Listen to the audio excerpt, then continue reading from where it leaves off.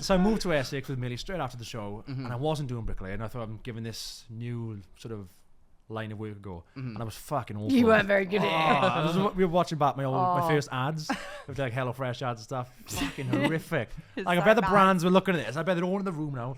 Look at this fucking idiot. And I was so bad. And I struggled. I was like, this isn't for me. And I hated it. And I was thought like, you know, I need to go back to bricklaying. But then like, I don't know, it was hard. I didn't know anyone in Essex. I was trying to speak to camera and be a, you know, an influencer presenter. I don't know what I was trying to be. Yeah. But yeah, as time went on, then I started getting better, and I actually love it now. You know, and like being a presenter and host. That's the thing I'm trying to work towards. Oh wow, well done. But yeah, it's it was so bad. People, obviously, like I'm not gonna sit here and be like, oh my god, it's the hardest job in the world. Like it isn't. Yeah. But that feeling of being yourself to a camera, or like dropping that barrier of feeling awkward or like cringe or nervous, is a really difficult thing to get over. Definitely. And It's a bit of a skill as well. Definitely. It feels weird to like offer yourself to like the public in that way, like especially you two Rolls to Fame, just being filmed, not having a clue what was going on, just being yourself. Different, it's such a different experience. It really is. So that makes sense. But you're like, definitely more confident at that now, like than me. Definitely. But I just but you was like I'm just bad. I was always a confident guy, but then You weren't confident at that. put a camera in front of me. And I knew as people, an audience watch, I was like, oh, I can't do that. It's a skill to build up. It was weird. But and I felt my accent as well. My accent was very strong. Like it's still strong now, but like we'll have subtitles on screen. At the time, I was like, sound like who's him? Do you want to call of Love Island? Sorry, I have actually no idea what you just said. What? I went Welsh then. You know Nicole of Love Island? Oh right, okay. Like she's very strong accent. Yes, we're from the same area. And so you had to slow it down. Yeah, you got to slow it down so people find it hard to understand. It's like it's a skill. You got to slow it down. I remember the very first time I got asked. By the way, I was trying to reference the "Who's Emma" quote. Oh my gosh, Who's Emma? Oh yeah, of course, yeah. Who's Emma? Yeah, love that. But the first time that I got asked to like do a red carpet and interview people, I was absolutely shitting myself. I was literally, and the first person that I interviewed was really horrible. Oh no! And I had to do a shot of vodka then and there. I was like, they were like, "Would you like a drink after that?" I was like, please. "Pass me some vodka right now." And like it's taken me like so long to build up those skills to be able to like public speaking and like even just remember words on the spot when you like reading cue cards or like you don't have cue cards. It throws you off if you feel like people are looking at you. What about when you was on tour? Like, was you really nervous for that? That wasn't us. That was just we had body masked. doubles. Yeah. No. Well, the first time that we did a show. Yeah. We did a one-off live show in London to see whether we would enjoy doing a tour. Yeah. And at that point, I had done a few like hosting of events and like red carpets and stuff like that. Right. But I'd never done like my own show. Yeah. And George at that point, you'd not really done anything. Any like. I'd whereas now he's done so about much. 3 inches away from my face, and that was And it's a very different experience, and people think like, oh, you're so confident posting your life and doing this. Why wouldn't you be able to speak to a crowd of people? But it's a very different experience. So we actually did like stage coaching before it. We hired this woman. It was so weird. We had to like walk around this room, didn't we? It was actually really effective. It was. She had like this thing where she was like, right, walk around the room. We were walking around the room and she goes, right, now on a scale of 1 to 10, walk around as if you've got level 10 confidence. And then we all sort of like puffed our chests out. Imagine this random woman who was excellent at her job, by the way. I do not remember her name, but she was amazing. And me and George walking around this room. It's like drama GCSE. And she was like, okay, now level 3 confidence. And we sort of like crouched over. Then she goes, level 6, level 7. And then she was like, okay, then now before you go on the stage, just say level 10. And then you just walk out and then you're like, that's impressive. and it's like, well, and she got of course, us to why like, wouldn't you do that? You come out doing the McGregor walk.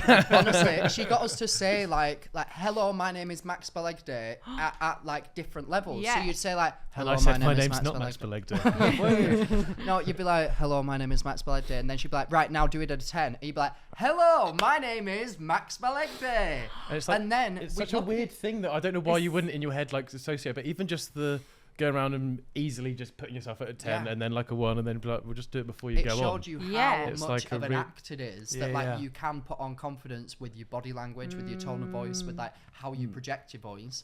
So we just used that, didn't we? Yeah, but then she said the best bit is you don't need to then project that for the whole show. It's just as soon as you come out, the crowd have an immediate reaction to you. They go, oh, this person's confident, or they go like, oh, he knows what he's doing, and then they're at ease and they know. Yeah, that's true. Because imagine you was all shy and like coming weird, out, people would notice. Like, oh. But I had my experience of that first experience like 3 months ago.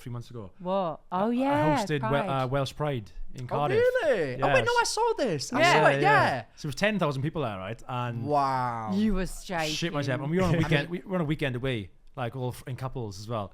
So I didn't. We were hungover. So I was a bit like, we didn't go to bed till like 3 in the morning. One of the biggest days of my life the next day. Oh my god. So we got there, right, and we were back. We got dropped off in the cab, and it was an hour and a half cab journey there to Cardiff because we were in Bath. Oh my god. And I was just like so nervous. My heart was pounding. Oh. We got out to the taxi, and it was in Cardiff Castle, and it's like outdoors, and we could hear it was like shaking the sound. And so loud. We got inside, people everywhere, and they took us backstage, and I was like, oh my god, I could be sick. I felt nervous for you. I know. Oh my god. So I had a beer and Perfect remedy to any situation. Yeah. First one for the hangover, second one for the confidence.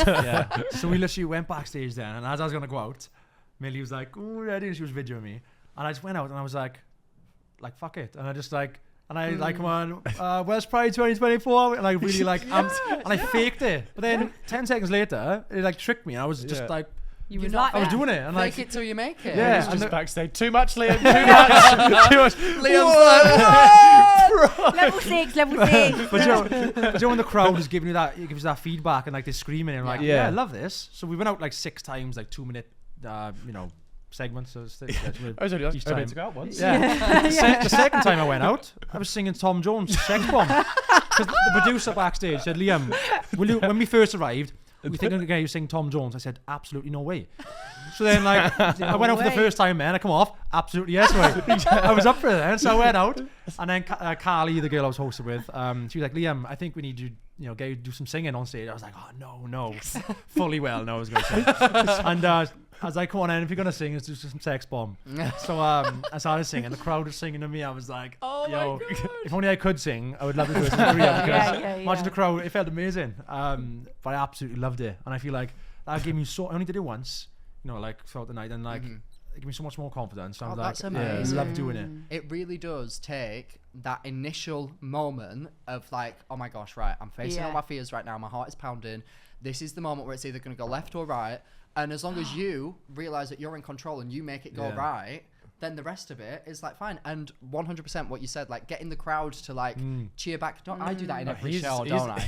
You go, Vince. I love it. He's just there all the time. Oh, I've got so much control. I'm like, guys, cheer if you fancy me, and they're all like, woo! It's so great. It gives you that power. Like I'd go on the left-hand side of the stage, and Carly would go on the right. I'm like, right, my side, we need to make more side. And I said, let's go on. He was screaming. I was like, I got this power. I didn't want to come off. People love to feel involved in things, and like, what better way to just have everybody having a good time together doing things like that? It makes it so much more enjoyable for everyone involved. I love it. It's so much fun. 100%. I would literally never do that.